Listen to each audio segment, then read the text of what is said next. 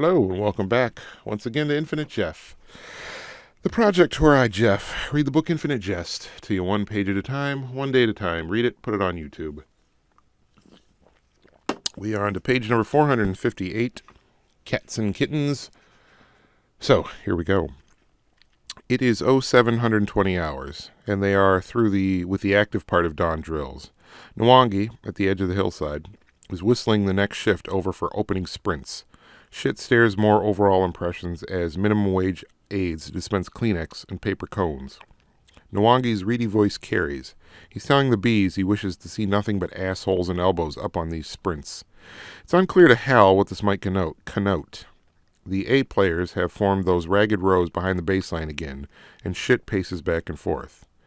Am seeing sluggish drilling by sluggards. Not meaning insults. This is the fact. Motions are gone through. Barely minimal efforts. Cold, yes. The cold hands and nose with mucus. Thoughts on getting through, going in. Hot showers, water, very hot. A meal. The thoughts are drifting towards the comforts of ending. Too cold to demand the total, yes? Master Chu, too cold for tennis at the high level, yes? Chu, it does seem pretty cold out, sir. Hey, that's you, Heather. Texting me. Ah.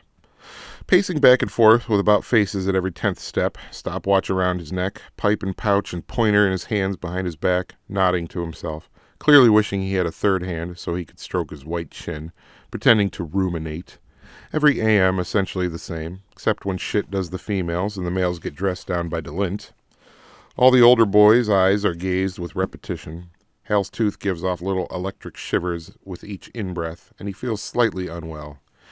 When he moves his head slightly, the monitor glasses bits glitter, shifts, and dances along the opposite fence in a sort of sickening way.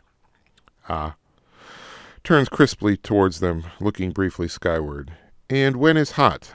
Too pretty hot for the total self on the court? The other hand of the spectrum? Ugh. Is always something that is two. Master and Cadenza, who cannot quickly get behind Lob's descent, so wait, cannot move forward into overhand, footnote 187. Please tell your thinking. It is always hot or cold, yes? A small sigh. It's been our general observation out there, sir. So,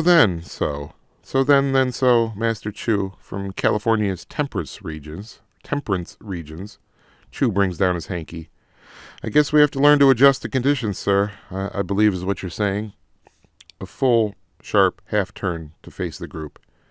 Is what I am not saying, young Lamont Chu, is why you cease to seem to give total effort of self since you begin with the clipping pictures of great professional figures for your adhesive tape and walls. No, because, privileged gentlemen and boys, I am saying, is always something that is two.